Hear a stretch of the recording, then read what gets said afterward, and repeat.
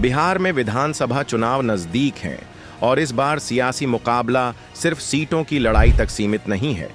इस बार लड़ाई उस साजिश को बेनकाब करने की भी है जो चुपचाप पर्दे के पीछे रची जा रही है। एक ऐसी साजिश जो सीधे तौर पर लोकतंत्र की जड़ों को हिला सकती है।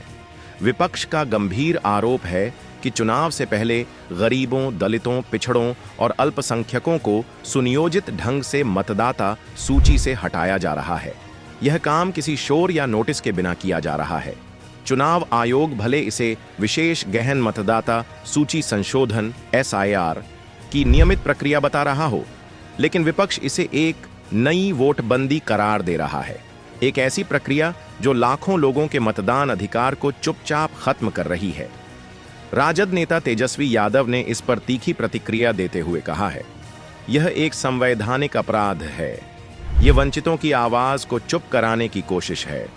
उनका कहना है कि जिन वर्गों को इस सूची से निशाना बनाया जा रहा है, वे वही हैं जो पहले से ही सामाजिक आर्थिक रूप से संघर्ष कर रहे हैं, जैसे गरीब, अशिक्षित और हाशिए पर खड़े लोग। अब उनका मत देने का अधिकार भी छिनता दिख रहा है।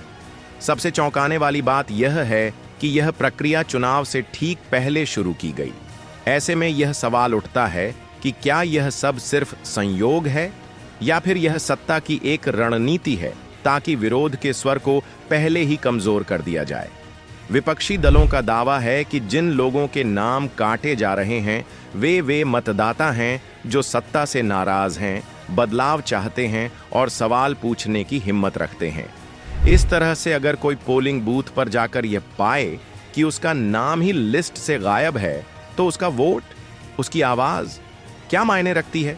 यह चुनाव सिर्फ सरकार बदलने का नहीं, बल्कि लोकतंत्र बचाने का चुनाव बन गया है।